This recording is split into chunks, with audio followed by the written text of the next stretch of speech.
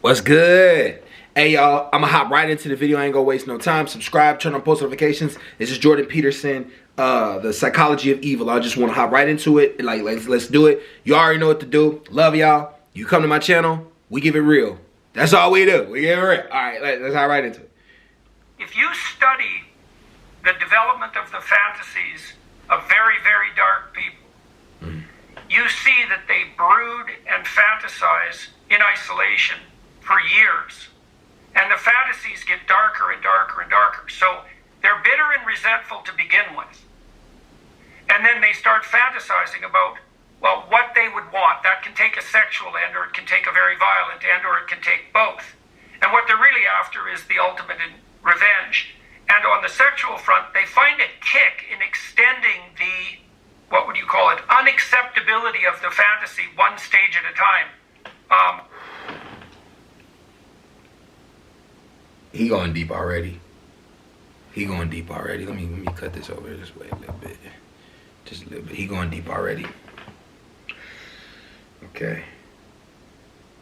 Let me see. Is it moving? There we go, guys. Sorry about that. Edit, straighten it out a little bit. Love y'all. The famous and extremely attractive sexual serial killer, what was his name? Ted There's Bundy. a famous photograph of him like this, very attractive man. Ted Do you Bundy? remember his Ted name, Bundy. anybody? Ted Bundy.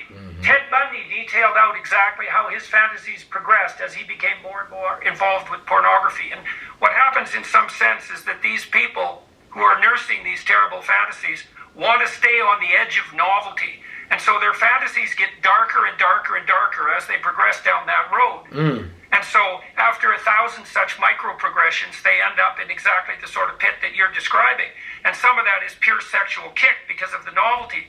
But it's got this sadistic and perverse, vengeful twist. You could think about it this way. I think it says in the Gospels that, it would be better that a millstone was hung around your neck and that you were cast into the abyss than to do harm to any of God's children, let's say. And that's actually where the perverse delight comes, because the most egregious possible sin, let's say, is the violent sexual abuse of the most innocent possible person. And the perverse novelty kick is highest at exactly that point. And then that just goes from bad to worse. And there's 1,000 or even 10,000 micro decisions that go along with that. There's also a great book called Ordinary Men. Yeah. This is well worth. That's a good book. Read that book, man. It showed like what people can do when given the ability to interact and enact their fantasies. It's about the Nazis, but like, you go read that book. I know what he's talking about. But man, he's going deep, man. This is so basically, psychopaths or evil people, not necessarily a fully evil people, enact their fantasies, and it starts from pornography and things like that and builds itself up into something else. This is good. Worth reading, although it's a bloody catastrophe to read, I'll tell you. It details out how a group of German policemen who were moved to Poland during World War II were transformed from ordinary ordinary working class men, old enough to not have been raised under the Nazi regime, by the way, and so not propagandized into a kind of mindless obedience, how they went from being perfectly ordinary policemen to the sort of people who could take naked pregnant women out into the middle of the field and shoot them in the back of the head. And it isn't like they had an easy time with that. Some of them reported the same sort of thing that you reported when you first watched that video.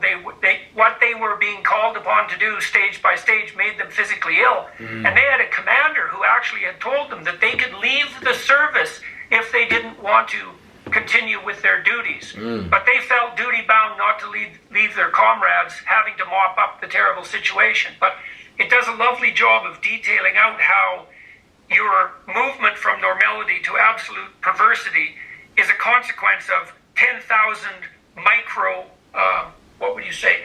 violations of your own conscience. Not all of them micro, obviously. So you need to know about the vengefulness, you need to know about the kick of sadism. That's that novelty kick that produces a dopaminergic kick that heightens sexual satisfaction. And so there's an element of sadistic misery that can add novelty to sex that Okay, I'm gonna keep going. I'm gonna keep going. It's particularly attractive to people who are bitter and resentful because they actually can't find any willing sexual partners.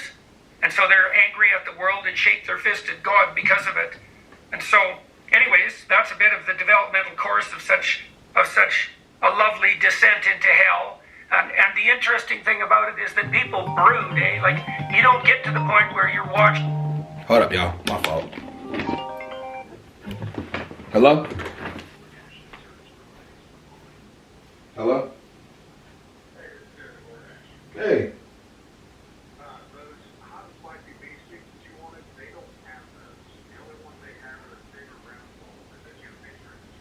Okay.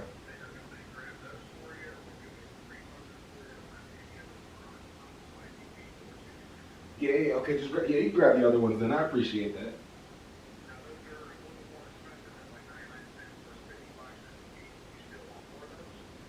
Yeah, for sure.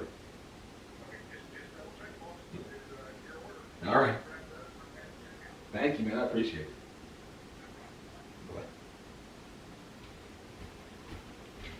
Yeah, sorry about that, y'all. Hop back into it. I had a call. My bad. Pornographic videos of children being raped without hundreds or even thousands of hours of increasingly demented voluntary fantasy. And that's that allowing the spirit of sin that would otherwise crouch on your doorstep to enter your house and have its way with you, right? It's like a collaborative venture with Satan himself. That's the most straightforward way of describing it. And so, well, so that's, I don't know what you have to say about that, but I'll let you have at her. I'll say this, that everything you're saying absolutely resonates with my anecdotal experiences dealing with these people. I look into their eyes, and what you're describing is what I see, though I've never been able to articulate it. Y'all want to know something funny, though? This is psychology of evil people, right? Most people would think psychopaths are evil people, but there are actually good psychopaths. And there's a book that I read that was really good. It was called The Wisdom of the Psychopath. And it talks about kind of how like a psychopath can actually be a decent thing in society because we need certain people to be able to take out their emotions and feelings. Like when somebody does surgery, you need somebody to be able to take out their emotions in the surgery and be able to do the surgery. When somebody is a police officer, they have to take their emotions out of it and follow the law. If somebody is a big corporate titan, sometimes it's good for these people to be very have less remorse for certain things, not all the time, but for certain things because they can climb and help build a business the way it needs to be built. So this is actually really interesting. I like this video. Like you just have, so I appreciate being armed with understanding that it will help me evangelize more clearly to others about the dangers of overstimulation and overuse of pornography and shaking hands with the devil. So thank you for that. That was very insightful. So I spent a bit of time, not a lot, but a bit of time inside a maximum security prison when I was a kid. I worked with a very strange psychologist that was there. And one of the things that really shocked me, and I think this shocked me enough to change my whole life, was I met this one prisoner who was a pretty nondescript looking character. He took me for a walk out in the yard away from a gym full of like weightlifting axe murderer monsters and rapists, and we went for a walk out in the yard, and the psychologist called us back and told me later in the office that this guy who's about 5'2", pretty non-prepossessing guy, had made two policemen kneel in front of him, beg for their lives in reference to their families, and then shot them both in the back of the head and kicked them aside. And the shocking thing to me was, you kind of think that if you met pure evil, it would have a monstrous form. Mm-hmm. And, the thing that shocked me about that was the nondescript nature of this guy. His absolutely banal ordinariness. The fact that you could just walk past him on the street and you'd never know. He wasn't some monster, the monstrous character of Satan in your imagination is, a figure that's terrifying to behold instead of someone normal. You know what I mean? Normal in that cringing. I get what you're getting at. Ted Bundy did not look like a bad person. Ed Gein, no, I wouldn't say Ed Gein. I said Edmund Kemper, probably. He didn't look like a bad person. The Gary Ridgway, the Green River Killer, didn't look like a bad person. I mean, when you walk with John Wayne Gacy, he was actually cool with politicians. He rose to a lot of successful positions in his life. He went to prison a couple of times, but all these characters didn't look like monsters. That was the problem with the early 90s and I think the early 90s and early 2000s when they were dropping all these monstrous characters that were the serial killers, Freddy Krueger, Jason Voorhees, and people like that. And they didn't touch the whole fact of what monsters look like. This is good. I really like this. This is really good. Jordan Peterson is a genius. Oh my God, I like listening to him talk. Sense. These people that you've interacted with, like, what's your reaction to them when you talk to them? The pedophiles, when you talk to them and when you arrest them. My experience is very similar to what you just described. Very nondescript. People of all walks of life. We've arrested and I've interrogated educators, lawyers, law enforcement, clergymen, and sitting across from them, but with no apparent physicality that would tell you who they are. But I will say this: when they start talking and I look into their eyes, that's when I sense something that really scares the hell out of me. And the way they talk about children when they get there, and it's something that they've been able to normalize. And they're speaking to me about children almost like they're talking about, the weather, or, talking about buying and selling children like you talk about buying and selling computer parts or an automobile or something. And that's where I thought, something has taken over you. Something non-human has made you less human.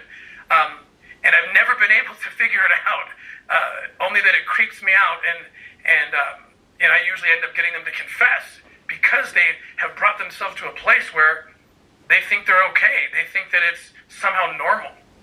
I don't know if that makes sense. How do they, Dr. Peterson? Well, the degree of rationalization that has to with each step forward in the progress of the fantasy, there has to be a step forward in the self-deception with regards to self-description, right? So imagine that you're attempting to cling to a sense of yourself at least as normal, but even maybe as a moral agent. I mean, the more forthright pedophiles claim that they're only allowing children to express their true sexual desires, and that what they're actually doing is forming the best relationship with the children that they've ever had. Now, of course, there's part of them that knows that that's an absolutely bloody, screaming, hellish lie. Yeah. But you get to that lie, like I said, with 1,000 micro lies, right? And you're modifying your self-conception along the way. I mean, have you had these people justify themselves to you?